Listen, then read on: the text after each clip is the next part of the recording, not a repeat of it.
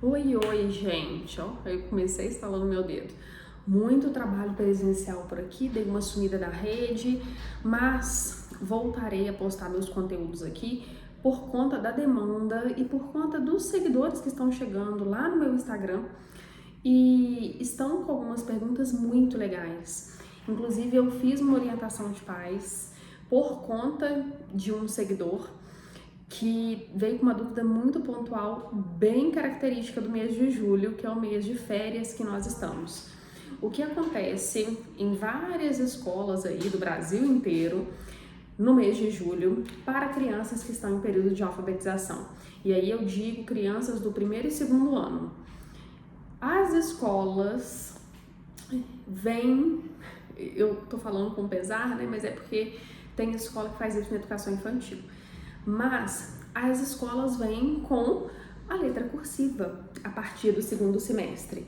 Algumas começam com a letra cursiva aí no início do ano, mas a maioria das escolas começa com a letra cursiva a partir do segundo ano e a partir do mês de agosto, né? Logo que retorna das férias. E que é um ponto positivo aguardar esse momento aí, porque as crianças estão aí com 6, 7 anos, né?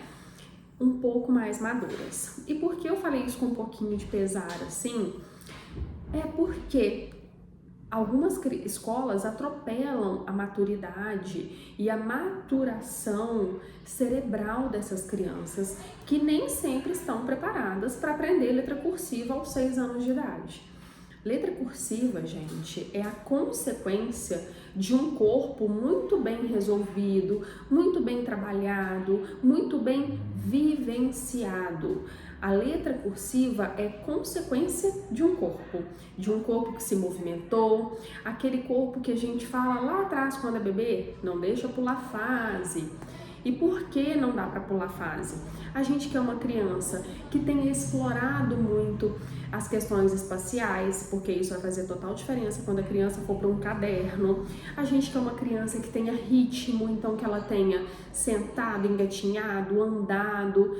E essa criança ela precisa ter experienciado isso de várias formas, com várias experiências, com várias vivências e sensações para que seja efetivo, né? Então, assim, a gente precisa de um combo de experiências dessa criança e nos 6 primeiros anos de vida para que a letra cursiva flua de uma forma natural, saudável e prazerosa. Para que isso aconteça, a base de tudo é que o corpo esteja maduro, mas que o cérebro também esteja. Quando as escolas atropelam esse momento, a gente tem um sofrimento, a gente tem aquela letra que é muito sofrida, tanto no psicomotor para a criança fazer quanto emocionalmente, e isso vai se agravando no decorrer depois dos anos, até essa criança concluir o ensino fundamental 1 até o 5º ano, né? Então, assim, tô aqui hoje para falar para vocês que dá pra gente trazer essa leveza e simplificar um pouquinho a letra cursiva, principalmente se essa letra cursiva é imposta para o seu filho na escola. E aí tem coisas que a gente não tem como fugir. Não existe proposta perfeita em escola, não existe abordagem perfeita, professores perfeitos. A educação hoje, é minha cadeira fazendo barulho, tá? A educação hoje tem várias lacunas e eu acho bem que essa é uma lacuna que pega, sabe? Porque ela tá bem dentro da primeira infância, ela é base para várias outras habilidades que vêm depois. E essa lacuna pega. Eu sei porque eu tenho que ficar preenchendo essa lacuna depois de criança de 9 anos aqui no consultório, que vem com laudo de disgrafia e que não é disgrafia, é simplesmente um corpo que não estava pronto para aprender letra cursiva. Ô, gente, vocês caíram aqui do meu potinho, porque eu ainda não tenho um tripé. Vou providenciar.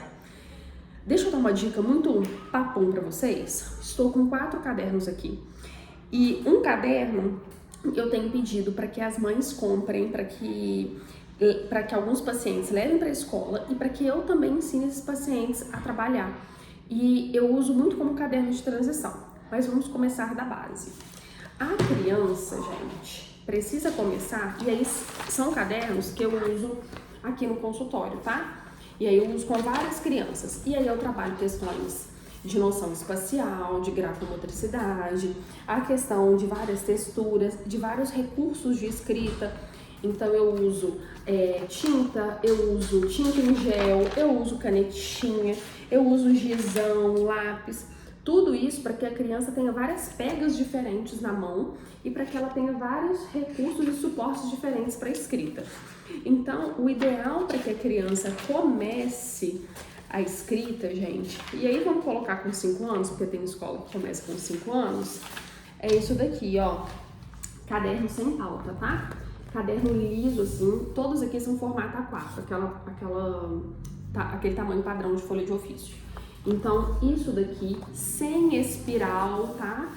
Então, um caderno sem pauta, de preferência de capa dura, para que a criança tenha o máximo de apoio possível.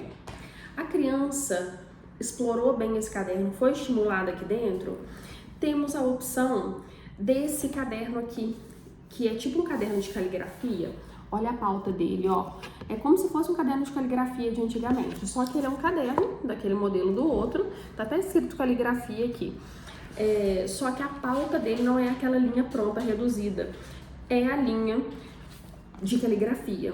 E para algumas crianças isso aqui ajuda muito a ter a noção espacial. Se ela não foi bem resolvida, isso aqui dá um entendimento para ela.